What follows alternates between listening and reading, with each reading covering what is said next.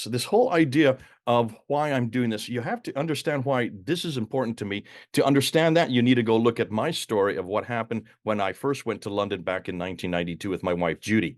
I started going down to Speaker's Corner because that is the place where you learn what the Muslims are saying and you learn how to engage them and you hear what their best material is, and you are then able to come up with rebuttals to that. In 1992, I started going down there, and I realized that all I had was apologetics. I didn't really have any polemics. And for those of you who don't know what I mean by polemics, it's going on the offense.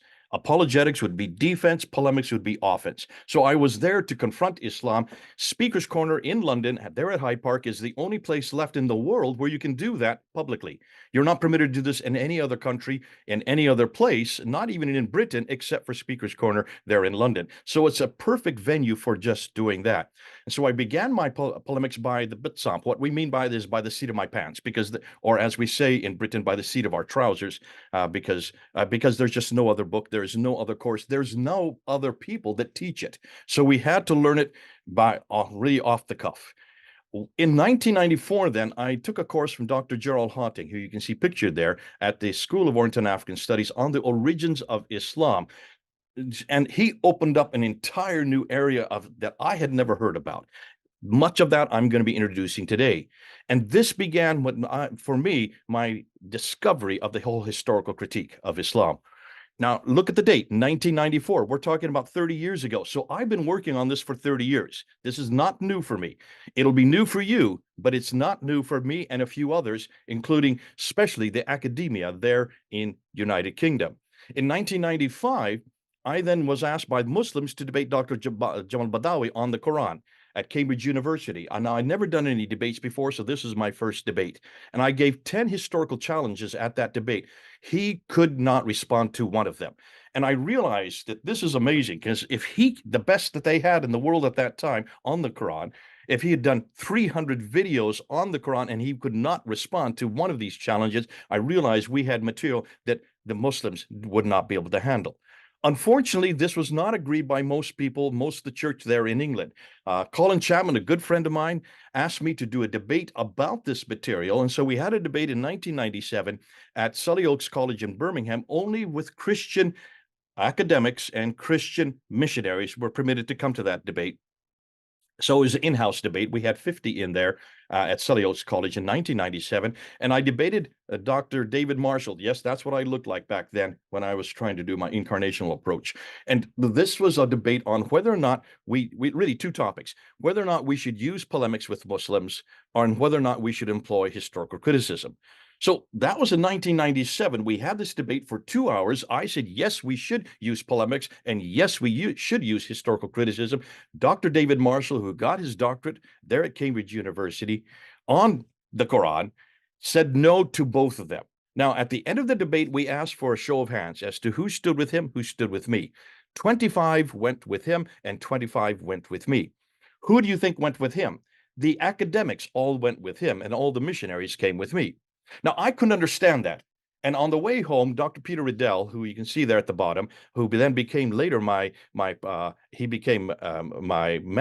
for, and also my I did my work under him for my PhD. He explained it on the car going back to London. He said, Jay, the reason why academics can't go with you is because this material is so damaging and it's so confrontational and so controversial that there is no way that we could use this in an academic environment, especially in Britain and in Europe, because there are many Muslims on staff with us, and this would cause so much infighting within the academy. Therefore, no academic will use this material. But you, as a missionary on the ground, out in the streets, not representing any institution or representing any chair to protect, you don't have a chair to protect.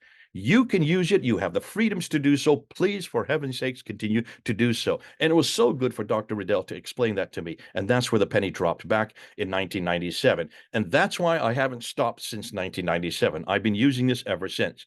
Why exactly the historical critique? Here is its value. Number one, it confronts the very foundations of Islam. You're going to see that today. We're going to confront the book, the man, and the place. I've added the place as well. The book would be the Quran, the man would be Muhammad, and the place, Mecca.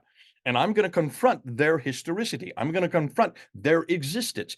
Just that phrase right there to suggest that Muhammad did not exist, to suggest that that Mecca did not exist, and to suggest that the Quran, did not exist in the 7th century is highly controversial and highly confrontational. So you can understand why academics don't want to touch this. Interestingly, it's neutral. Anybody can use what I'm going to teach today. All of you can use it. It's also politically correct. This is not hate speech. This has nothing to do with Islamophobia. It doesn't attack Muslims, because I'm not going to say anything against Muslims. It is not seen as hate speech. It is not Islamophobic at all. I'm not getting any strikes on my YouTube site for putting up this material. It is easy to communicate. You're going to see everything I'm going to show you. That's why I'm using a PowerPoint. I'm doing it also so I don't go off on tangents, but also it is easy. It is because it's so visual. And we have by far the best and the only antidote and the only answer and the only alternative to what I'm going to introduce today. So bear with me. Let's go ahead and let's really delve into 4 areas. The first area would be the sources. Then I'm going to go to the problem with Mecca. I'm going to then hit the problem with Muhammad, and I'm going to end with the problem of the Quran. I'm using that, leaving that to the very end because that's the most damaging. So what do the Muslims claim concerning their standard Islamic narrative? Well, they would claim that for the last 1400 years, Muhammad was the last and the greatest prophet, born in Mecca in 570, died in Medina in 632. Therefore, he is the model of Islam. He is the paradigm for all the Muslim world because he is the one that received the final revelation. That revelation is the Quran, sent down between 610 and 632 to Muhammad. It is the greatest and only perfectly preserved and final revelation of all revelations, and it corrects all that had gone before, especially the Old and the New Testament. Therefore, Islam is that final religion based on Muhammad's life and also on the Quran's teaching. That's what they would say. The conclusion? Thus, Islam is completely dependent on 3 things: the book, the man, and the place. The book being the Quran, the man being Muhammad, and the place being Mecca. Since these 3 are foundational to Islam, we need to investigate them. At the time they all existed, that's the early 7th century, in the place they existed, that's the Hijaz. That would be the central part of Western Arabia. And that's why, to do that, we need to start with the sources. We need to see where it all came from. Where is everything we know about this man, this book, this place? Where did it all come from? Well, we need to start with those sources. To do that, before we even get started, let's look at a map. Let's look at a map. When you look at the map of that part of the world, now, this is what Muslims tell us. This is not what I'm saying. This is the standard Islamic narrative that we're talking about. What Muslims say, according to their narrative, is that Muhammad's empire included that brown area there. Can you see the brown area there? That's it. Up till 632, that's all that he controlled or that Islam controlled. And there you can see Mecca and Medina right in the middle. Then, after he died in 632, you have Abu Bakr, Umar, Uthman, and Ali, and they then expanded the borders to the Orange area. So from 632 up until 661, when Muawiyah brought in the Umayyad Caliphate, which would be the first Islamic caliphate, there from in 661, they had from 632 to 661, that Orange area was the area that they controlled. That's a big area. Are you seeing that? It goes all the way from Tripoli in the west, all the way to Afghanistan in the east, and from Turkey in the north, all the way down to Yemen in the south. Basically, the second biggest empire of its day at that time. And then after 661, after the time of the rightly guided caliphs, Abu Bakr, Umar, Uthman, and Ali, then Muawiyah comes in and he creates the Umayyad dynasty. And then the Umayyad dynasty, which continues all the way up until 750, when the Abbasids take over, they then expanded the borders to the purple area. So from Andalusia, which is Spain today, including North Africa, all the way over to Afghanistan, up to Samarkand, and much of what existed before. I'm not interested too much in the purple area today, okay? Don't worry about the purple area. Just what we're going to deal with is the orange and the brown area. That's the material that we want to look at. So let's look at just that area. And to begin that, we need to look at their timeline. So here's the first timeline of many timelines I'm going to give you. Muhammad was born this is their timeline, not mine, okay? Remember, this is their timeline. Muhammad was born in 570. He started receiving the Quran in 610. He then went on a mirage up to the 7 heavens from getting back on the wing horse to go up to Jerusalem and going 7 heavens up to visit Allah and coming back with 5 prayers in 621. He then moved from Mecca up to Medina in 622, and then came back and controlled Mecca by 630, and then died in 632. Now, I'm just giving you the bare bones. This is just a skeletal quick look at Muhammad's life. He was then taken over by Abu Bakr, who then only lasted for 2 years, from 632 to 634. They're in Medina. They're ruling from that place. He died normally. When he died, Umar takes over, and he expands the borders more so than anybody else for the next 10 years. He is killed in 644. Uthman takes over, and he continues up until 656 for 12 years, and then he is killed in 656. But in 652, the Quran was compiled. The book that I have in my hand right here, the book that you're all reading, this book, they claim, was compiled by him in 652. You notice that's about 20 years after Muhammad first compiled it, or Abu Bakr first compiled it in 632. So once he is killed in 656, then Ali takes over. He only lasts for 5 years before he is killed at the Battle of Siffin by Muawiyah, and that's the end of the Rashidun period, the golden age of Islam. Note the conclusion. Therefore, Islam was fully formed in the Hijaz by 661 AD. That's what the Muslims are telling us. That's their timeline, not my timeline. However, how do we know all of the above? Where does it come from? Where does everything that I've just told you? Now, I've not told you on everything. I've just given you a bare skeleton. You know an awful lot more than what I've told you. Nonetheless, everything that you know about Islam, how it began, who Muhammad was, what the Quran's all about, where he lived, what he did, what he did with his wives, all those stories about Abu Bakr, Umar, Uthman, and Ali, those great the Rashidun period stories. Where does it all come from? You'd like to know, right? And you would hope that it came from people who were actually living at that time, who were witness to these events, who heard what this man said, Muhammad said, or saw what he did. You would hope, right? So let's put up another timeline. To understand where that all came from, you need to go back to the standard Islamic narrative again. They will tell you. And what they'll say is Muhammad dies in 632. How do we know that? Because of his biography. The Sirah to Rasulullah, the biography of Muhammad. Who wrote it down? They will say it was written down by this guy here, Ibn Ishaq. Look at his dates, 765. Muhammad dies in 632. Are you starting to see a problem here, folks? That's 130 years later. Did this guy know Muhammad? No, he didn't. Did he live in the same century? Possibly. He was born, but was he writing it down? No, he wasn't. But we don't even know anything about Ibn Ishaq. There is not a thing we know about Ibn Ishaq. His book that I have in my hand right here, but it's called The Life of Muhammad, a translation of Ibn Ishaq Siratul Rasulullah, written by Alfred Gill. I'm just going to stop sharing so you can all see it. Do you see it right here? This is the book you have to read. This is the book everybody has to read. Anybody that goes and does any course on Islam and Muhammad's life, you have to read this book. The Life of Muhammad, the translation of Ibn Ishaq Siratul Rasulullah. Notice the name, Ibn Ishaq. There it is, written by Alfred Guillaume. He translated it, okay? So that's the book you all know. That's the book you all have to read. You assume it's by Ibn Ishaq, right? That's what you assume. It's nothing to do with Ibn Ishaq. How do we know that? Because we don't have one word from Ibn Ishaq. What if you read the introduction to that book, you will see it comes from this man here, Ibn Hisham. And look at his dates. He dies in 833. That's 200 years after Muhammad. And we don't have, and he says clearly that he took what he liked of Ibn Ishaq and threw away the rest and only wrote what he wanted to. So let's just, if that is the case, then obviously he and Al-Waqidi, who comes right after him and writes about the campaigns of Muhammad, they are the only ones that we could go to find out about the biography of Muhammad. If they are the ones that actually write it down, let's get rid of Ibn Ishaq. Goodbye, Ibn Ishaq, because he doesn't have anything to do with us today. But that's not the only genre. We have much more about Muhammad from the Hadith. That's the sayings of Muhammad. Now, who wrote the Hadith down? Well, the first one to write it down is a guy named Al-Bukhari. Look at his dates, 870. And then we have Hadith by Sahih Muslim, 875, At-Tirmidhi, 844, Ibn Majah, 887, Abu Dawud, 899, An-Nisa, 915. Goodness sakes, that's 6 different hadith that were put together all in the 9th and 10th century. Not one of them was in the same century Muhammad was living. That's 240 years and later, 240 years after Muhammad.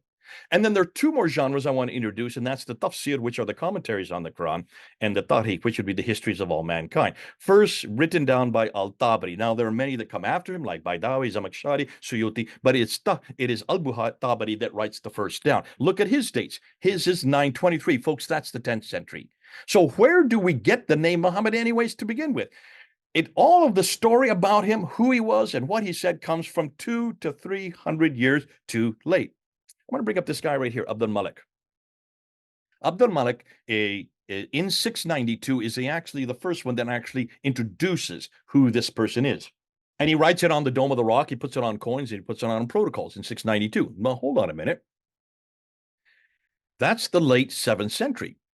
Did he know Muhammad? No, he didn't. But I want to put him up there because we're going to talk about him later on, because he is the first one that introduces the word or the title or the name Muhammad. Hold on. You're going to see why that's important. But the people that actually introduced the man Muhammad, the one who is the prophet who comes from Mecca and Medina, the man who received the Quran, and the man who started this religion called Islam, are the Abbasids. They are the first ones to introduce this as a religious, in contradistinction to Christianity. So I'm going to put them there, but look at their dates. They don't even come into power to 749. That, folks, is a good 120 years after Muhammad's death, if he even existed. Can you see why we have to bring this up? You need to look at the sources. So, conclusion, Muhammad was revealed 84 years after the Abbasids created him, 141 years after he was first introduced, yet 201 years after he supposedly lived. These are all too late. I hope you're getting what I'm talking about. Let's continue on. It's not just that they're too late. Look and see where the authors were living. Now, what Muslims will tell you is that everything we know about Islam comes from these two cities, Mecca and Medina. That's the Hijaz. That's the central part of Arabia. That is where these men all lived. No, they didn't. All of these men were writing in Baghdad. Look where Baghdad is. That's 1,200 miles to the north. Ibn Hisham, who wrote the Sirah, was born in Basra, grew up in Cairo, but did all his writing in Baghdad. Cairo is 900 miles away. Basra is 1,200 miles away. So is Baghdad, 1,200 miles away. As far as al-Bukhari, who writes all the sayings about Muhammad, he comes from Bukhara, which is in Uzbekistan. That is 2,600 miles away. Al-Tabari, who wrote the Tafsir and the Tarikh, he is from Tabaristan, what is today northern Iran, and that's 1,700 miles away. None of these traditional writers lived or worked in Mecca or Medina. They were too far to the north of Mecca and came from west and east of Baghdad, and they were writing hundreds of years after the fact. Can you see a problem, folks? Are you starting to get the picture? All of these northern areas are where the Abbasids originated from. These are all Abbasid writers. This is an Abbasid creation. This man, this book, and this place are all Abbasids. So you might say we have the same problem in Christianity. We have also got our tafsir and the tahriq and the sirah and yes, the hadith. Yes, we do. We have the exact same genre in the New Testament. The hadith of Jesus would be Matthew, Mark, Luke, and John. That would be the red letter of their writings, the gospel accounts. The sirah of Jesus, the biography of Jesus, would be Matthew, Mark, Luke, and John, his story for the last 3 years of his life, especially. The tafsir, which would be the commentaries about what Jesus said, that would be Paul's letters to the different churches and also to Rome. And then, of course, the Tahriq would be the history with the book of Acts. So we've got the same genre, and we must have the same problems. And I hear this from Muslims all the time. Let's do a comparison. Now, I'm going to use dates that are going to step on many of your toes. Forgive me. These are very liberal dates that I'm using purposely just to make my point. So the first genre that we have of the Christian traditions would be the Tahriq, would be the book of Acts, written by Luke between 52 and 62 AD. That would be within 20 to 30 years of Christ's death. Then you have the Tafsir, which would be Paul's letters. He was killed in 65 AD. He was starting to write by 48 AD. So within 15 to 34 years, he's writing the Tafsir of Jesus, that he applies what Jesus said into those different cities. And then we get the first Sirah and the first Hadith, written by Mark in 70 AD. That's 37 years after Christ's death. Matthew and Luke come after that, 80 AD. Folks, don't get angry with me with these dates. I'm giving you the liberal dates, okay? I know some of you are probably fascinated. These are not the right dates. Yes, these are not the right dates, but these are the most liberal dates. So that's why I'm making a point here. That's within 47 years of Christ's death. And then the last would be the Gospel of John, written around 90 AD, within 57 years of Christ's death. Now, notice, all of this Tahrik, Tafsir, Sirah, and Hadith of Jesus were written within 60 years of Christ's death. What's more, all of these New Testament writers lived in the same place Jesus lived. And they either knew him personally, that's certainly the case with Matthew and John, or they got the material from others who did know him personally, who saw what he did and heard what he said. And that would be Luke and Mark.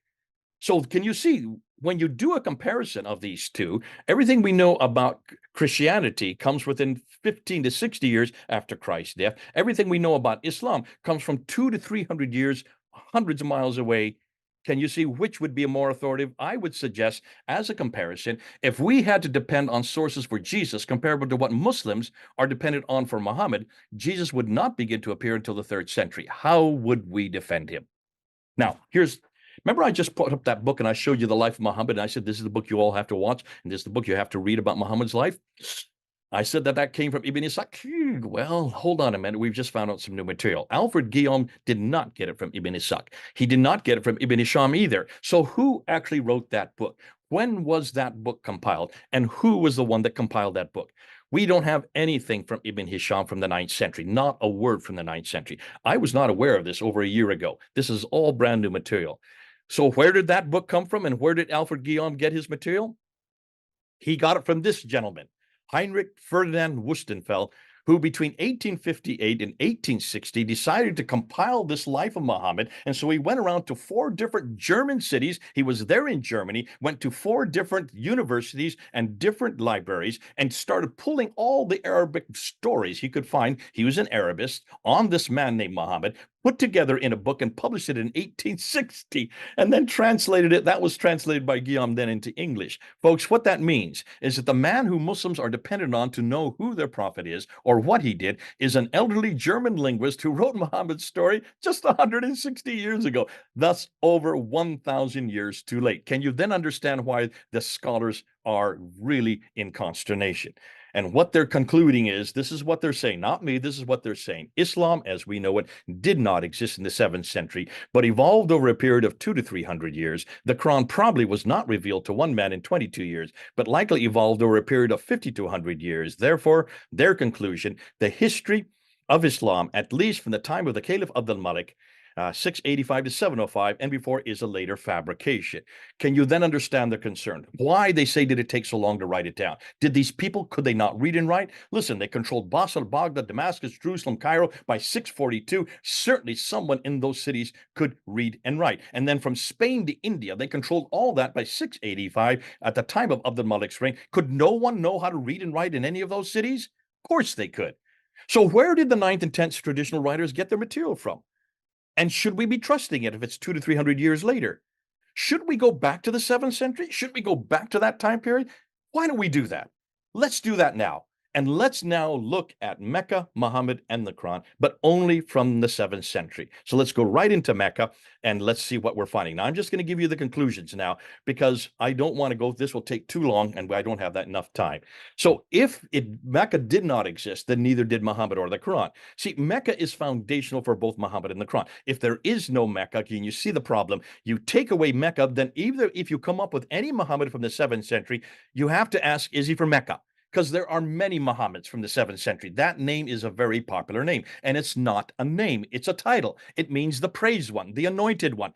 Yes, Jesus was called Muhammad. We're now finding that out. That was his Arabic title from the 6th century on. So if you see the word Muhammad in the 7th century, you need to ask who is writing it and who are they referring to. We're going to get to that. Hold on, because we're going to look at some coins that make that point. So if what the Quran, listen, there are many, qara'a means to write. There are many writings from the 7th century, but is there any book called the Quran that's 114 surahs that is written way down in a place called Mecca? If Mecca doesn't exist, then you can't have a book and you can't have a man. Okay, that's why we're going to start with Mecca, because once you shut down Mecca, you shut down the other two. Mecca is important for Muslims because they believe that it is the earliest and most important city in the history of mankind. Yet references to Mecca in the Quranic and the traditions do not hold up historically. Why? Because it says it's near Sodom and Gomorrah, or that Abraham lived there, or that Ishmael and Hagar lived there. Folks, that's not where they lived, not according to everything that I know. We're going to get to that. Hold on to that thought. Now, the vegetation, when you look at all the vegetation that referred to in the Quran and in the traditions, Other references suggest that Mecca is filled with lush fruit trees, grass, grains, streams, which make no sense when you look at Mecca and you look at the soil there. It's been depleted for hundreds, no, thousands of years. It is the most desert and most depleted soil on earth. Ironically, though, it's claimed to be the greatest city in history. It is where Adam and Eve were sent to. It is where Abraham lived. It's where 300 of the prophets lived. Yet, if it's such a great city, why is the Quran only referred to it once in chapter 48, verse 24, signifying that the authors either did not consider it that important, those who wrote the Quran, or it only came into existence later on. When you look at the geographical claims in the Quran, we'll find that all the references to these geographical claims are up in the north around the people of Ad, or the people of Thamud, the people of Midian. Look on the map on the right and see where they all are. They're up in what is today Jordan, 600 miles to 1,000 miles too far north. Mecca is right there at the bottom. It's in the wrong place. All these geographical claims in the Quran are way too far to the north. More than that, when you look at the Arabic in the Quran, the Arabic in the Quran, folks, is Nabatean Aramaic. It has the Aleph Maksura. It has the Tar Marbuta. It has the definite article. That is not the Arabic that would have been spoken way down in what is today Mecca and Medina. They use Sabaic Arabic, which does not have the Tar Marbuta or the Aleph Maksura or the definite article. It's the wrong Arabic. And what's interesting, the Arabic in the Quran is 600 miles further north. Are you starting to get a theme that's going on over and over here? Mecca is where Muslims claim that 70 to 300 prophets are buried. Yet, with all the buildings that are now being constructed around Mecca requiring deep foundations, they have yet to find even one. It seems that what the Arabs are doing and the Muslims are doing there in Arabia, they're covering it up, cementing it up, because they don't want people to investigate, because they can't find a thing that's earlier than an old Ottoman fort from 1300 AD. Well, that's why we need to ask the question. And Dr. Patricia Corona, who reads and writes 15 languages, she asked this question. Did anybody, any civilization surrounding it? She went to the Nabateans. She went to the Romans, the Assyrians. She went to the Persians. She went to the Himyarites. She went to the Nubians. She went to every civilization you can see on that map there on the right. She asked the question, was there any people in these civilizations that all predated the 7th century? Did any of them know about the city Mecca? She could not find one reference at all, not one reference to the city with all these surrounding civilizations. When you look at a map of Arabia, look at all these other insignificant cities like Marib or Najran or Sana'a or Taif or Yathrib or Khaybar or Petra or Mamre. Look at all these cities that are there on the Western Plateau, and you'll notice they are all have geographical and they all have historical antecedents. They are referred to over and over and over again by many journalists, by many historians. Not one word about Mecca. Why are these insignificant cities all referred to? And many of them are just hamlets, and yet Mecca is not. When you do look at that, you'll see why. Just look at a topographical map, and you will notice that all of these cities are along the Western Plateau. That's the trade route. Mecca is off the Western Plateau by 3,000 feet. It's way down. It has no water. If you don't have any water, well, we're going to get to that. Hold on to that thought. But can you see why? No wonder no one's ever heard of Mecca, because it's nowhere where everybody lived. No one would go there because it's off the trade route. It's not even on the Western Plateau. Now, the first reference we have to Mecca anywhere, and this is what Dr. Patricia Corona did. She went and studied this when she was at Oxford University, head of department there, wrote 2 books, Hagerism and Meccan Trade and the Rise of Islam, where because of those 2 books, she got death threats and had to move to Cambridge University. But what she noticed is the first reference we can find to Mecca, the city itself, is not till 741 AD. Folks, that's the 8th century. That's over 100 years after Muhammad died. If that's the first reference, and that reference puts Mecca way up in southern Turkey, it's even in the wrong place. She went back to all the maps. I don't have time to get into them. We'll be doing this at ELF. But if you look at all the maps, look at Ptolemy, who is the only one that wrote about the geography of Arabia. Mecca is missing in his geography. It's missing on all the maps, even as late as the 15 and the 1600s. So neither the land trade route nor the Red Sea trade route, we shut that one down about 3 years ago. Look at all the Red Sea trade routes. They all went on the western side, on the African side, on the western coast. Why? Because there's water there. And where there's water, there is food. And when there is food, there are people. The people, there are towns. Towns are cities. Cities are civilizations. Civilizations, there's a history. You cannot have a history if there's no people there. There's nothing on the eastern side because there's just desert there. Now, a possible reason The why, and I've just given it to you, is because take a look at any map of Mecca and Medina, and you will see they're in the middle of a desert. And in the middle of the desert, you cannot have a whole history. You cannot even have a whole theological precept. When you look at the Quran, look at all the theological debates. You have to have people to debate with. You have to have theological discussion to create that. Take a look at them. They're attacking the Jews. They're attacking the Christians. They're attacking the pagans, especially the Jews and Christians. There were no Jews and Christians that far south. None of them came down there for a very good reason. There's no water. No water, no food, no food, no people, no people, no towns, no cities, no civilization, no history. Despite Muslims' claim for the Zamzam well, which they all claim, oh, there was water, Mr. Smith, and it's inexhaustible water. That's why 4 million people can drink it today. No. Who creates that water? That comes from 27 desalination plants created by Bechtel Corporation, United States. Thank God for America. This has nothing to do with Arabia, and it has nothing to do with the Saudi Arabian government. There is Queen Zubaida's aqueduct in 801. It was such a problem that she had to put an aqueduct in 900 AD, 801, 9th century AD. So you can see all of this material we can shut down. Now, Muslims have no idea why all the earliest qiblas. Look at all the mosques. They all have qiblas, direction of prayer facing where? They're all facing Petra up until 706. They don't begin to face Mecca until 715, excuse me. For that reason, this suggests that Mecca was chosen in the 8th century as their final sanctuary. The antecedents for Meccan pilgrimage makes more sense with Jerusalem than they do to Petra. Look at all that they do in Mecca. Most everything they do in Mecca came earlier from Jerusalem. They're just copying what was already in Jerusalem. Now, conclusion, certainly someone, somewhere, at some time should have known about this city, yet no one anywhere, not at any time before the 7th century, proving that it never existed at the time of Muhammad, nor during early Islam. So if Mecca did not exist, then what do we do with Muhammad and the Quran? Where did they come from? Let's go and let's unpack that. So now we go right from Mecca, we go then to Muhammad. To understand Muhammad, you have to follow the evidence. Now, what are the claims they make? Well, Muhammad, they say, was the last and greatest prophet who was born in Mecca in 570 and died in Medina in 632. He is the model for Islam. He is the one that received the final revelation. Therefore, everything we need to know about him, we should be able to find from the Sirah ibn Hisham and the Hadith of al-Bukhari. I've pretty much shut those two down because look at the dates. How can we find out a man who died in 632 from people who are writing about him in 833 and 870? You can't trust people who are writing 200 to 300 years later and hundreds of miles away. These references are just too far away and too late. So let's go back to the 7th century. But there's nothing there. There's absolutely no. Oh, hold on a minute. There are. There are things there. And here's what's beautiful. There are coins and there are rock inscriptions. That's the beauty. See, coins don't disintegrate. They don't deteriorate. They're as pristine today as the day they were minted because they're made out of copper, they're made out of silver, and they're made out of gold. Inscriptions on rocks, well, they just chisel them on the rocks. Rocks do not disintegrate. So let's look at the coins. The reason they're so important, because they were around since 600 BC. The Lydians were the ones that created them. They were used for commerce, but not just for commerce. They were also used by new rulers whenever they came to power. The first thing they did, since they didn't have TV or internet or newspaper or radio, they used coins to introduce themselves. These coins were then, what the first thing they would do is they would then put their image on the coin. They would put their name on the coin.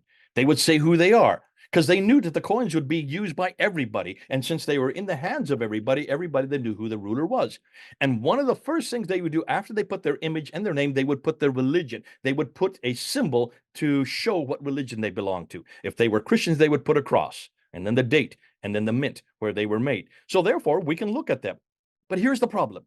The numismatists, the experts are, and they are having a problem. And they're contacting me, and they've been doing so since 2020, because they're saying, we have the coins, we own the coins. The problem is they don't make any sense, because when you're looking at the coins and you take the Islamic tradition, the standard Islamic narrative, you can't put it, it doesn't make sense on what the coins are saying. So this is what I'm telling them, all right? Then if you don't make sense, dispense with the tradition and go back to the 7th century when these are minted, and then tell me what they say. Just use what they say. That is the job of any historian. That is the job of any numismatist. Just read the coins and then make and find out and tell me what happened. So let's look at the map again. Now, what Muslims tell us is that everything that happened, where all the coins were minted and everything that went on, because it was the caliphs that mint the coin, had to be where the caliphs lived. And Muhammad, Abu Bakr, Umar, and Uthman and Ali all lived in Medina. Can you see Medina there? And they all, of course, then moved down to Mecca. I mean, that's where Muhammad moved to, and that's where he was first. So Mecca and Medina would be the place where these mints would be, where these coins were, because that's where they were ruling. If that was the case, we should find mints there. We cannot. So where are all the mints? Take a look where they all are. In Tartus and Hims and Baalbek and Damascus, Dabaria, Abilia. Oh, I'm just destroying the words so you can read them there on the screen. They're way up in what is today Jordan and Syria and in Lebanon and Israel. On the eastern side, these would all be in what is today Iraq and Iran. None of them are down in the south. Why are there no mints down in Mecca and Medina? Well, one very, very good reason. There's no water down there. You're not going to have coins unless you have people. And in order to have people, you have to have food. In order to have food, you need water. If there's no water or any industry or no trade going on down there, why would you have coins? You need to have trade. You need to have people who are involved in trade. So all of these mints would have been under the authority of any Arab leader in the 7th century and any caliph in the 7th century, including all of the Muslim caliphs. Yet none of these mints were in the Hijaz. Instead, they were all situated too far to the north, possibly because the Hijaz was a desert with no water. You know the rest of the story. So let's look at a timeline and let's look and see where these coins are. Now, Muhammad dies in 632. There are no coins whatsoever with his name on it. There are coins, yes, but none with his name on it. They are in Arabic, yes, but nothing about him.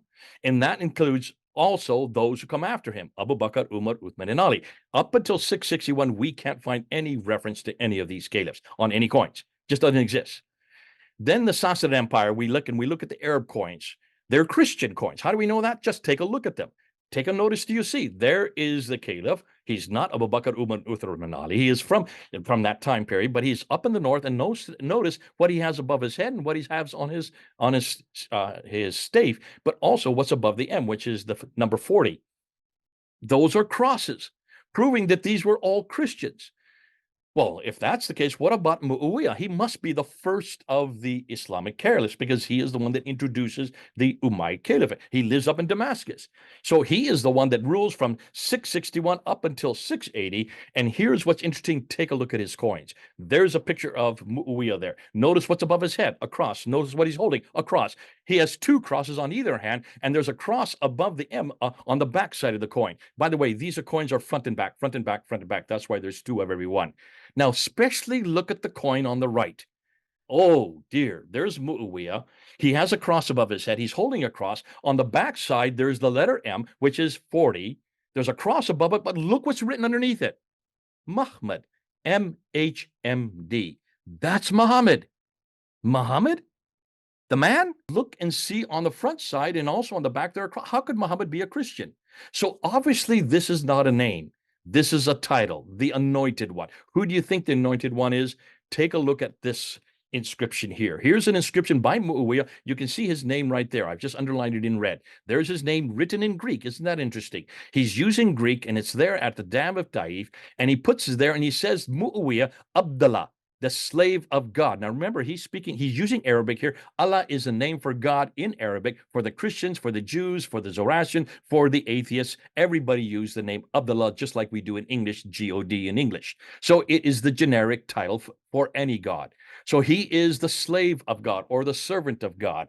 And then it says the commander of the believers. Commander of which believers? Look on the upper left, and what do you see? Right there, a cross. He is a Christian. So it's obviously that Muawiyah, who not only has crosses on his coins, he also has it on his inscription, proving he was a Christian. I'm not saying this, the rocks say it. And if I don't say it, the rocks are going to cry out for me. Let the rocks speak. So, folks, that's why we use coins. Now, don't stop at the coins. Then we get to the late 7th century, and we get to the time of Abdul Malik. Abdul Malik comes to power in 685. He is a Christian, but he's an anti-Trinitarian Christian. He does not believe in the Trinity. He does not believe in the divinity of Jesus. He confronts the Byzantine Christians. There's a picture of the coins with the Heracles and his two signs on either side. That's a Byzantine Christian solidus gold coin. He introduces this coin in 692 to mock miraculous. And notice what he does. He takes off the cross and he disfigures the cross on the backside. This is an attack against Justinian II, the Byzantine Caliph at that time in 692. Justinian goes to war with him. He loses the war. Abd al-Malik wins the war, and he introduces this coin. Notice what he's done. He now puts his image on the coin with a sword saying, I am the victor. And around the outside, it's La ilaha illallah Muhammadur Rasulullah. For there is only one God but God, and the anointed one, or the blessed one, is the servant of God. Who is the blessed one here? Well, obviously, look on the backside. You can see it's all attacking Jesus. It's all attacking his Trinity. It's attacking his divinity. It's attacking his sonship. So this is about Jesus, the Muhammad, the Jesus, the praised one is the servant of God. He then takes this coin. This is my coin. I've got it. I own it now. Cost me a good penny. A lot of pennies, actually. And you can see he's taken his image. This is 696. He introduces this coin. There's the Shahada on the front. There is on the back is from chapter 4, verse 171 of the Quran today. Say not three, for God is one, and he has no son. That's attacking the Trinity, attacking Jesus' divinity, attacking his sonship. It's all an attack against Jesus. And he is the praised one. The praised one is nothing more than the servant of God. Folks, this is an anti-Trinitarian attack against Byzantine Trinitarian Christianity. So that's the coins do that. Now, what about the rock inscriptions? The same story on the rock inscriptions. The beautiful thing about rocks, they don't disintegrate either. Notice where the rock inscriptions are in the 7th century. They're way up in the north, they're way down in the south. Why aren't the rock inscriptions in the middle where they should be? If these are all Arabic rock inscriptions and they're prayers to Allah, why aren't they where Muhammad and Abu Bakr, Uthman, and Ali, all the rightly guided caliphs live? The reason is very simple. That central part is all desert. So when we look at the rock inscription, you need to go to Ilka Lindsten's material. He looked from 640 up to 740, that 100-year period.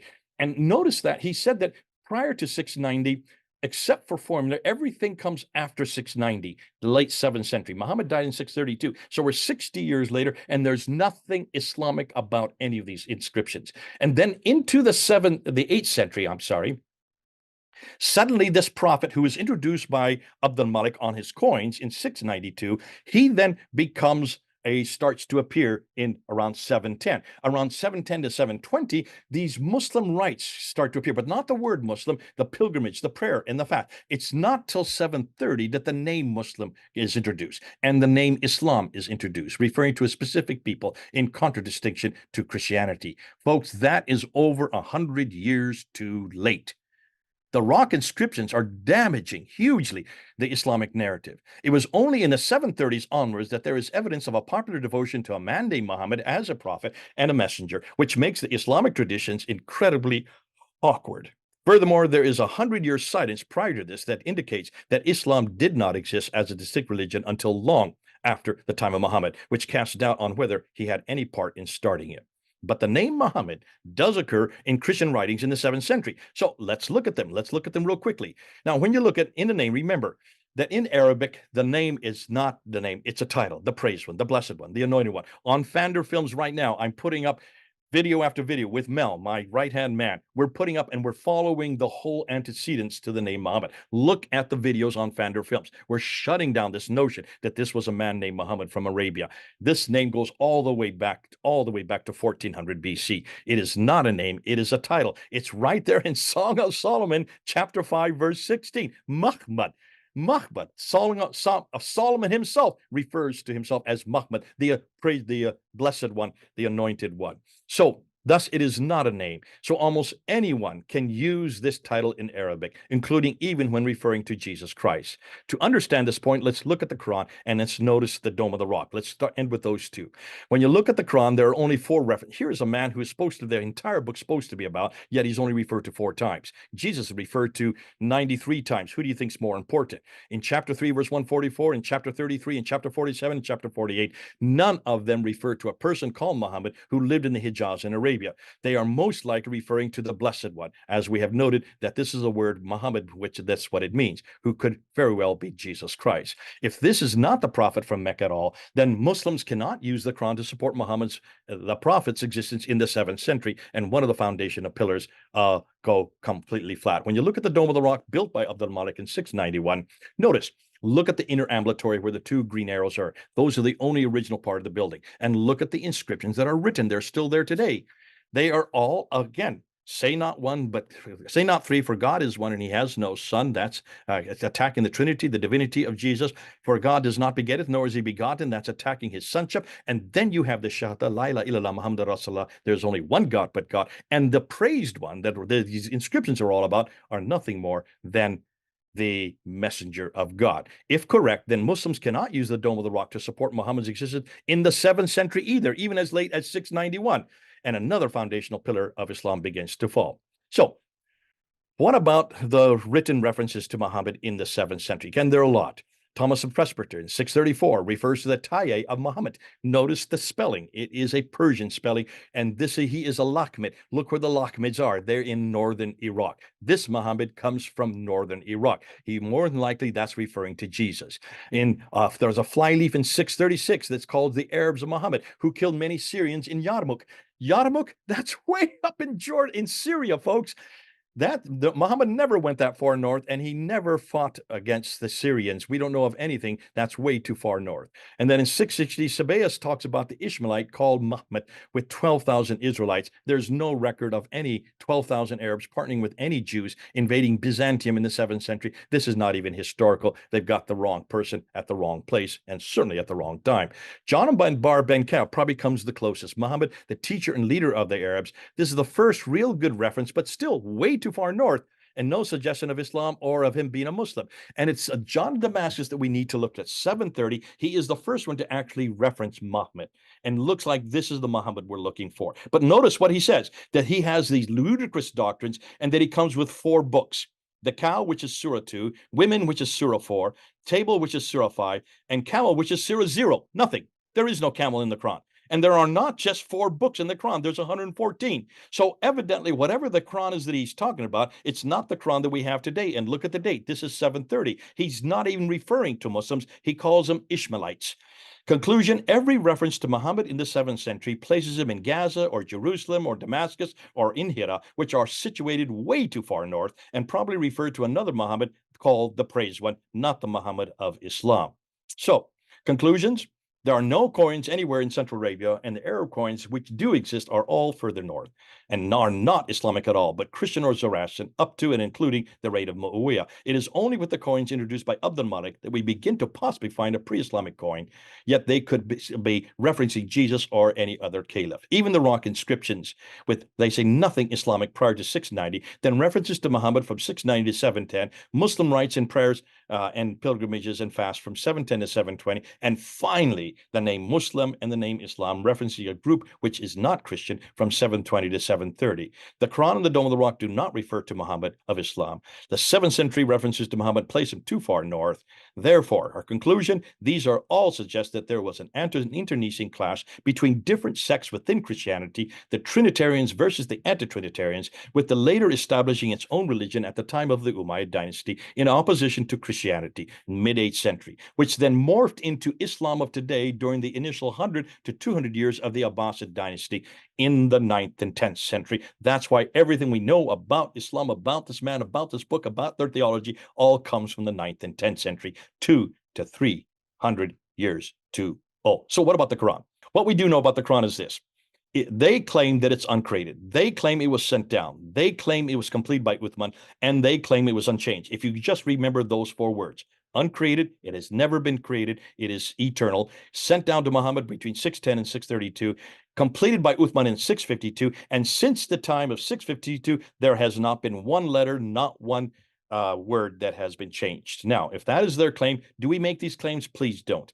Well, the reason we don't is because there's no way that we could make those claims. But the Muslims have to make these claims because it's in the Quran itself. Uncreatedness is in chapter 85, verse 21 and 22. The fact that it's never changed is in chapter 10, verse 15, and also 18, verse 27. And the reason why is because Muhammad protects it and guards it is in chapter 15, verse 9. So don't get upset for them for claiming that. They have to. We would never claim that about the Bible. Please don't. The Bible was created by men. We know that. It was not sent down to anyone. It was inspired by God. The Bible was complete in its original form. Has the Bible been changed? That's a huge debate within Christianity. I'm not going to get into that debate. What we do know is this. Our remit today is we cannot confront the created or sent down. What we must confront are the complete and the end change, those second two. Therefore, I'm going to demand of any Muslim, if they are going to make these claims, they got to show me one manuscript of the Quran from the mid-7th century, which is complete. That means all 114 surahs and unchanged, exactly like the Quran I have in my hand today. Now, where do we find out about the creation of the Quran? We need to go to our good old friend al-Bukhari. Notice he's the one that tells us how the Quran was created, but he tells us that in 870. The Quran was supposedly compiled and finished in 630 and then compiled in its final form in 652. If that is the case, you've got it almost 240 years too late. Now, what al-Bukhari says is this, that when Muhammad died in 632, Uthman had to rewrite the Quran in 652, and he sent 5 copies of that rewritten to 5 different cities: Basra, Baghdad, Damascus, Mecca, and Medina. Here's the problem. He sent that in 652.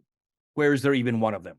What we do know is that after, in the later 7th century, according to the tradition, not me, according to tradition, another Quran suddenly appears in Damascus with 116 surahs. That's 2 more than the Quran we have today, written by Ubay ibn Ka'b. Another appears in Baghdad, written by Ibn Masud. It only has 110 surahs. That's 4 less than the Quran we have today. And then another appears by Ibn Musa in Basra, and it has 114 surahs. And it's Zayd ibn Thabit is the one that is the original one. Can you see? They don't equate. But therefore, it was at least 5 different Qurans in the 7th century from Mecca, Medina, Basra, Kufa, and Damascus. Why is it we don't have one of them today? That's only 1,400 years ago. But then something happens between the 7th and 8th century. The Qira'at Qurans begin to appear. What are we talking about the Qira'ats? Well, a historical review. The Arabic in the 7th century only had about 16 letters. That's the problem. 16 consonants. There were no vowels at that time. The Arabic today has 28 now consonants. How do we know? Because dots were then added in the 8th and 9th century in order to read them.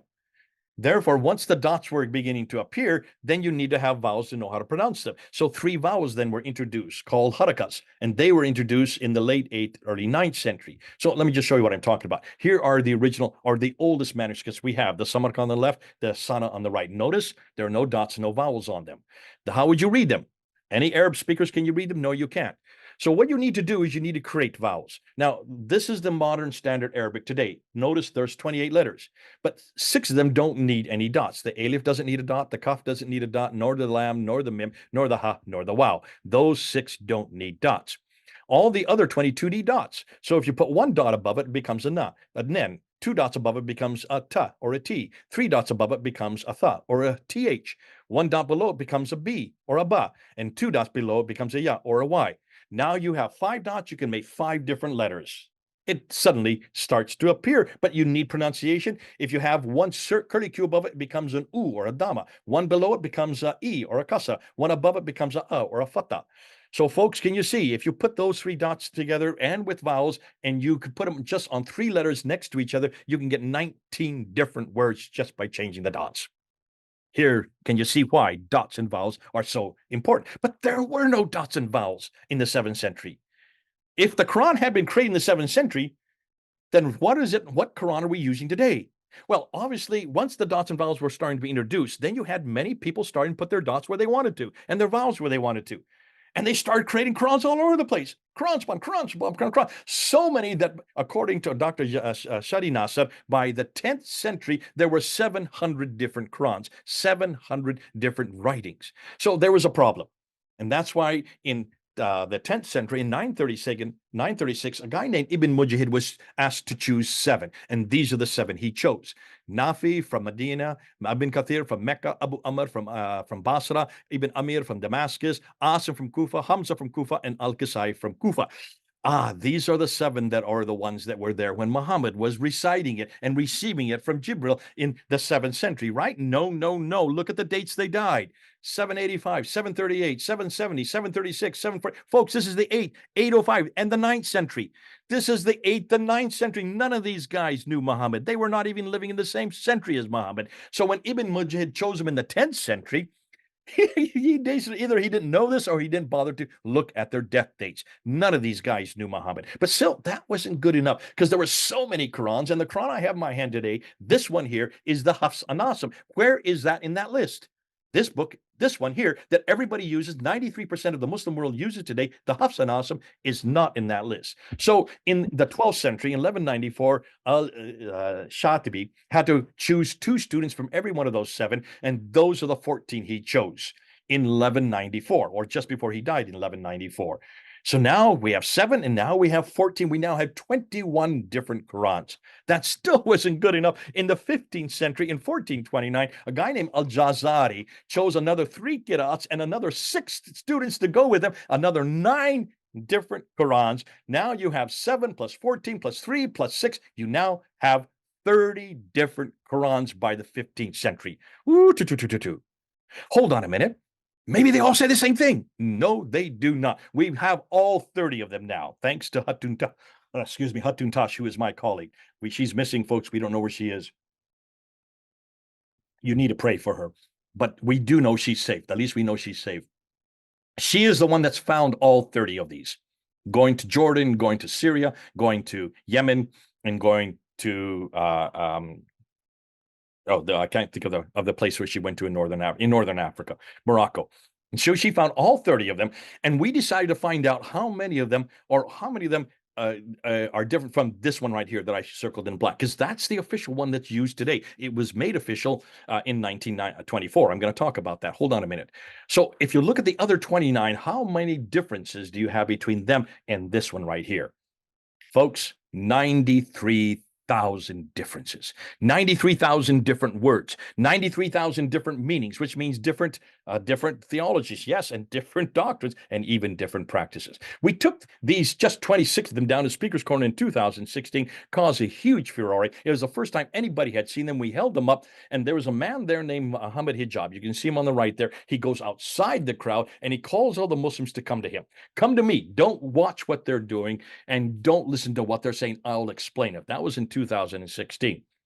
What was he trying to do? He needed to explain every one of these. Here are the 26 that she has found. These are the ones we held up there at Speaker's Corner in 2016. These are all Hatun's, Qira'ats, and Ahrufs. Now notice, no 2 are alike. And just between these 26, there's about 80,000 differences.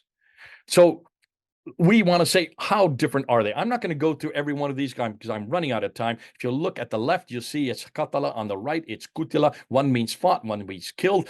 Folks, if I'm a prophet, I'd rather fight than be killed. So that has a real problem for prophets. Here in chapter 43, verse 19, it says that those are the angels who are slaves of the beneficent are females. And the right, the Rao, the text says in the presence. Are the angels slaves of Allah, or are they simply in the presence of Allah? Is it the slaves or those in Allah's presence who will be made females? I would prefer being in God's presence rather than being a slave. And folks, since I'm a male, I'd rather prefer being a male rather than being made females.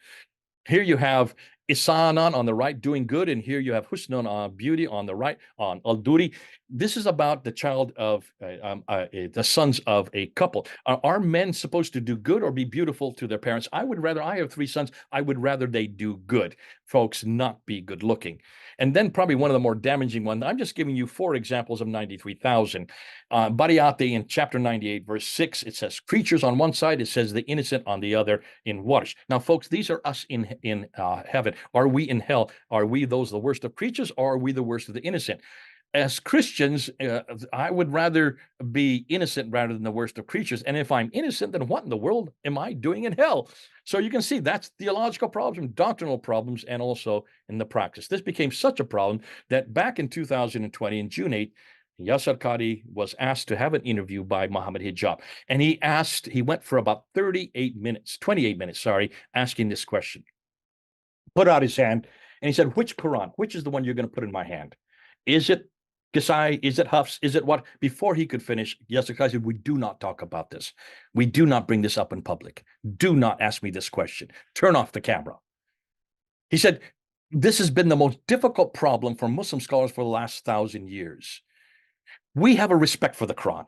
And there is a red line, we don't go beyond that red line. But when I was at Yale University getting my doctorate on this in 1995, there were no red lines at Yale University, and I had a crisis of knowledge, he said. The standard Islamic narrative, he's pointing to Muhammad Hijab, your narrative, your standard Islamic narrative has holes in, he said, and we cannot answer these questions because the Western academics have come leaps and bounds on this issue in the last 100 years. And they look at us like the emperor with no clothes. He said, I never lectured on this subject, nor will I ever. You will never find me lecturing unless you take my class. This subject should never be brought up in public. Don't ask me to say what should be written on the blank Musaf. Finally, after 28 minutes, he had to come up with a solution. So he said, fine, okay. They are all the Quran, all 30 of the Quran. A little bit of Hafs, a little bit of Wars, a little bit of, you can put them all together and just mix them up. What he didn't know, and I started clapping, what he didn't know is that there were 93,000 differences. He had no idea. So what about the earliest Quranic manuscripts? Are they corrupted? Folks, there are only 6 manuscripts that they can point to that are their earliest manuscripts. The Topkapi on the left, the Samarkand on the right. The Topkapi is from the mid-8th century. It has 2,270 manuscript variants. It is the best they have got because it's about 99% of the Quran itself, but it's from the mid-8th century, and we're not even sure if that date is correct. And folks, can you see this is over 100 years after Muhammad? It does not have the dots and vowels you're looking for. The one on the right, you might as well throw away. It only goes up to Surah 43. There are 114 surahs in the Quran. It has hundreds of manuscript variants. Of the 43 chapters that are there, only one of them is complete. 16 are missing, and that which is there is so full of grammatical errors. It was obviously written by somebody who didn't know Arabic. The Ma'il one, which is in London and England, that one we have gone to. It also goes only up to Surah 43. Surah 43. It is written in the Ma'il manuscript text. It is much cruder, it is dated to the late 8th century, around 790. The Petropolitanus on the right, that is there in Paris, and Francois Doroche is the one that really controls it, and it only encompasses about 25% of the Quran. And it has 93 manuscript variants in it. The one on the left there, the Husseini, it is full of coverings. It is a huge monumental text from the 9th century, not from the 7th or the 8th century. It has hundreds of coverings. We're going to talk about that a little bit. In the Sana manuscript on the right, the most exciting, it has a palimpsest that has an underlayer of 60 verses with 73 manuscript variants from the upper text. And it also has, it is probably the oldest of all of them, but on the right-hand side of the page, you can see pictured there, that is dated to 705. The left-hand side of the page is dated to about 60 to 70 years later. Summary, none of them are from the 7th century. None of them are complete. None of them completely agree with each other. None of them completely agree with the current 1924 Hafs text. All of them have hundreds, even thousands of subsequent manuscript variants. So when was their Quran complete? When you look at the Sana, when you look at the undertext, 63 verses, 70 variants, with all kinds of mistakes, proving that this is a text in evolution.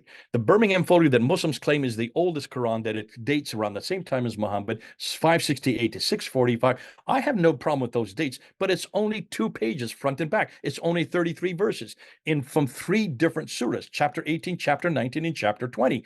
The one on chapter 18 is the 7 sleepers of Ephesus. That has nothing to do with Islam. It was written in 512 AD, so it's before the Quran. It's before Islam.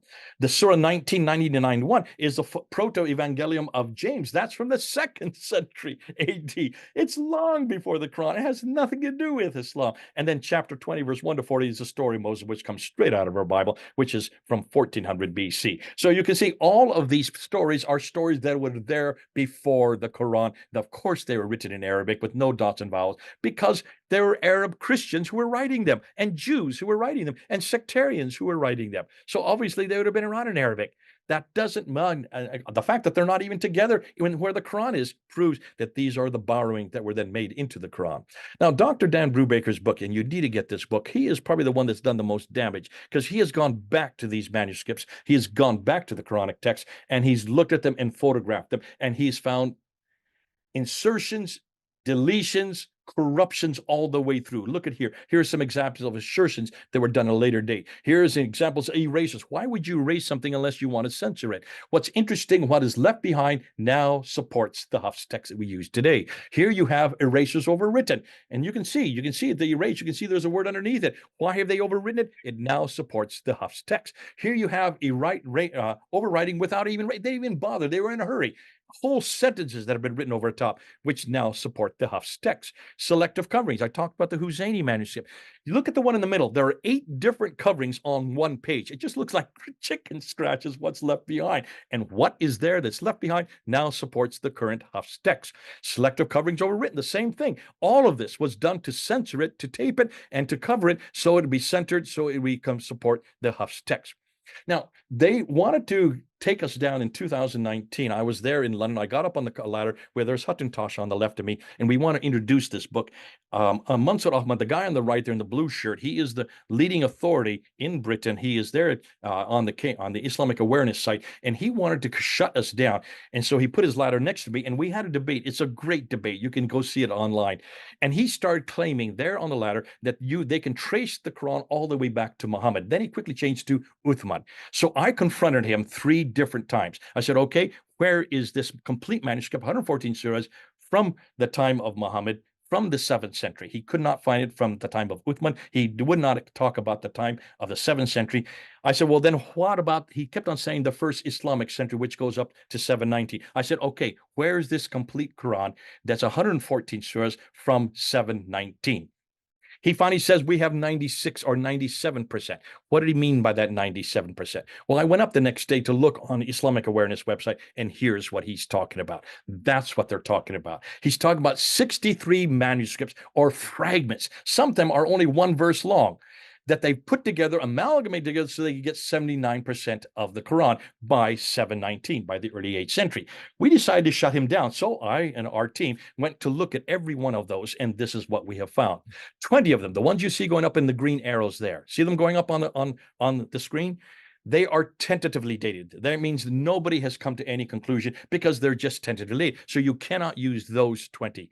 9 of them, the ones that are in blue, including the largest one, which is half the Quran, that's the Ma'il manuscript, the 2165 manuscript, they are all dated after 719. That one is dated to 790, the late 8th century. So you can't use those manuscripts. They should be thrown out. There goes half the Quran right there, just that one. And the other 34, the ones I'm putting up in red right up there, those arrows, no one has done any work on. So how do they even know?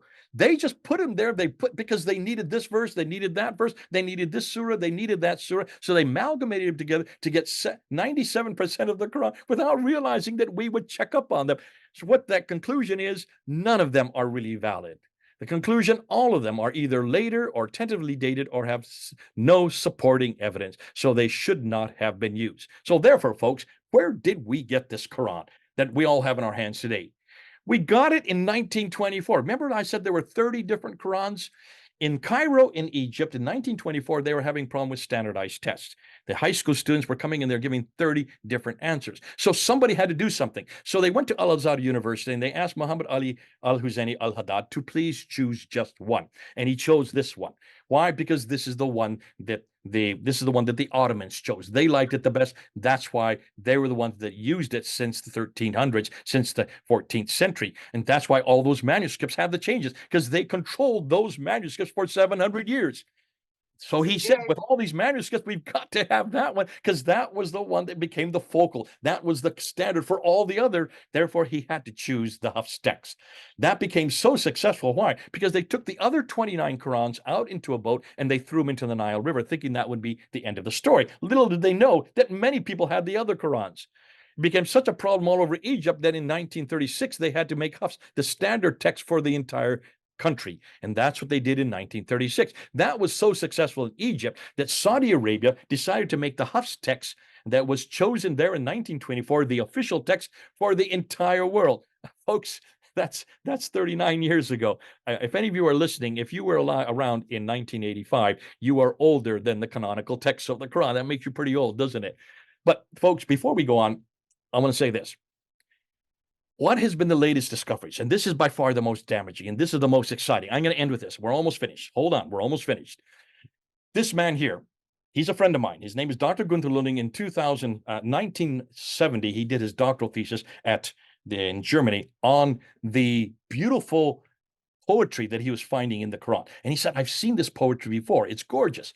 Now, he's not only an Arabist, he's also a Syriac scholar. So he went back to the Syriac writings, and when he took off the vowels, when he took off the dots, remember you put dots and you put vowels on when you have only 16 letters? He took them off and went back to the Syriac documents, and guess what he found?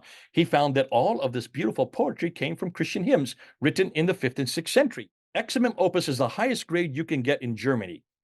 And he should have been given a professorship for getting an eximum opus. He was thrown out of academia down into obscurity. I found him in the 1990s, late 1990s. I went to his house, met his wife. I said, could you give me your doctorate? I brought it back to England, had it translated into English. There you can see it right there. You got a challenge to Islam for Reformation. You need to read the small print there. That's really what it's all about.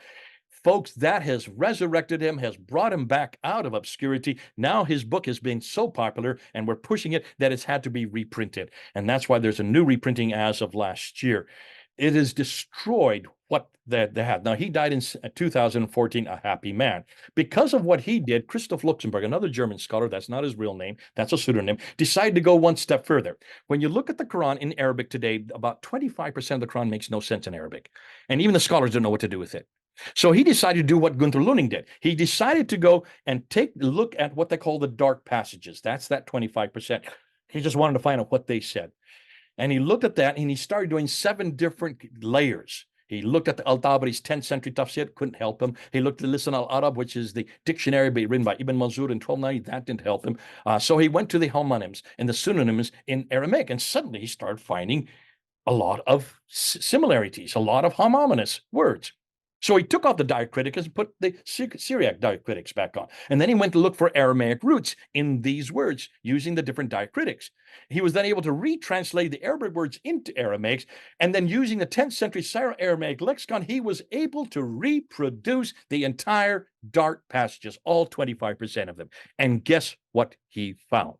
Once he took the Arab Quran back to its Aramaic, Syro-Aramaic roots, all the dark passages that are missing were Christian lectionaries, Christian homilies, and Christian hymns, all about Jesus Christ. It's all about Jesus. It had nothing to do with what they found, but who they found. Folks, this is exciting, which means if you take the Quran back to its original roots and take these dark passages and these beautiful poetry, the best part of the Quran, it's all about Jesus.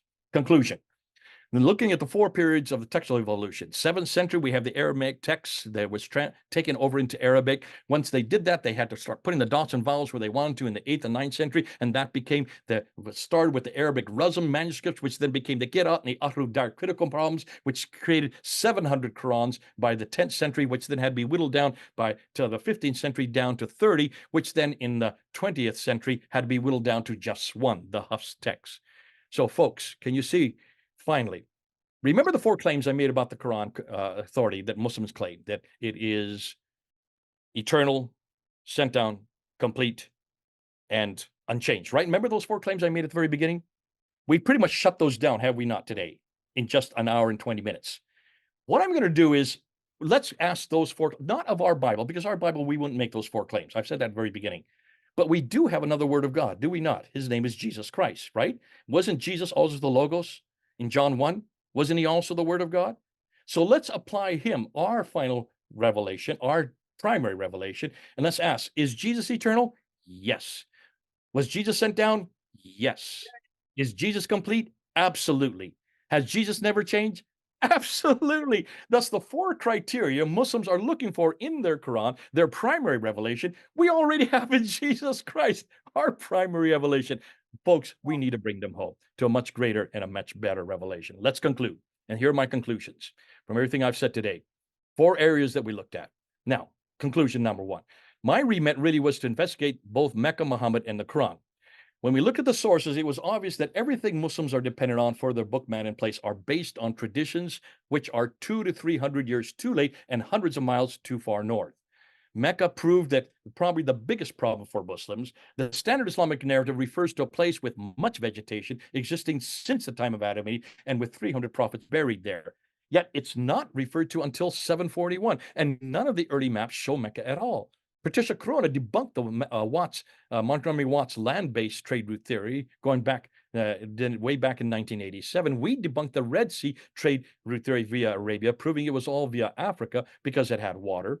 And all of the 7th century Qiblas were facing Petra up until 706 and not Mecca until 7, actually, that should be 715. None of the surrounding empires ever heard of Mecca, and all of the stages of the Hajj were simply borrowed from other places, mostly Jerusalem. So, Muhammad, the coins prove that the area under Islam was either Christian or Zoroastrian until 692. The rock inscriptions prove that Islam, as we know it, didn't appear until 730. All of the references for Muhammad are either too far north or refer to someone else who is the praised one. The Quran, the 6 earliest manuscripts prove that men created 6 different Qurans between the 7th and 9th century. The Birmingham folios prove that Muslims borrowed stories created long before the Quran. The 30 qira'ats, which proliferated between the 8th and 10th century, proved that Quran was evolving everywhere. Holding up the 26 qira'ats in 2016 at Speaker's Corner opened up a whole can of worms for Muslim scholars. The interview of June 8, 2020 created a platform for us to go public with the qira'at narrative. And the 29 qira'at variants dumped into the Nile in 1924 proved that when Muslims find problems with their Quran, they either burn them or wash them or erase them or cover them or sink them to destroy the evidence. Continuing on, the 4,000 consonant variants that Dan Brubaker has found created by Muslims showed that they accreted, deleted, and corrupted their text before standardizing it in the last century. The 63 fragments employed to just find 96% of the Quran proves they still cannot find a complete Quran for over 100 years, as the fragments are tentative or have. Or the Aramaic Proto-Quran proves that when we go back to the original text, we find Jesus. Why are we surprised? Therefore, overview, what's going on? Between the 7th and 8th century, Arabs, in order to create their own distinct identity, they needed a book, they needed a man, they needed a place. Because we, as Christians and Jews, had a book, a man, and a place. So what did they do? In order to get the Quran Muhammad Mecca, they could not get him in 22 years. Therefore, they had to borrow. And that took centuries to do that, proving that Islam is as man-made as any other religion, unlike Christianity. We can use this material today to disprove the preservation of the Quran, Muhammad, and Mecca. It is Islam and not us who are arguing from science, as we now have the 7th century evidence that they don't have. These arguments hit at the very foundation of Islam, yet they are neutral and politically correct. The reason why this is so popular, and this is why so many people are asking me to use this all over the world. I just went to Nigeria to introduce it. I went to South Africa to use it. I was in Switzerland and then in Italy before that. I'm going to be heading off to Poland. We're going to be going to many places this next year because everybody wants it, because it's, first of all, it's easy to use. It's visual. Notice that everything I have shown you today has to do with pictures of coins, rocks, buildings, maps, timelines, and manuscripts. Even speaking fast as I do, you still get the gist of what I'm saying. You don't have to know a word of Arabic to understand anything I've said today. Notice that. It is foundational to everything Muslims believe. There's one man, one book, one place, yet without any one of the three, Islam falls to pieces. That's why we're confronting all three. It is historically neutral and therefore not Islamophobic or hate speech. Thus, everyone can use it. Christians are the only ones who have a book, a man, and a place to basically to give them as an alternative. We are the only ones that understand the power of historical criticism, and therefore we have the right to use it because it's already been used against us. We are the only ones who have a better response and a better solution. And who do you think his name is? His name is Jesus. Folks, that's why we need to use this material.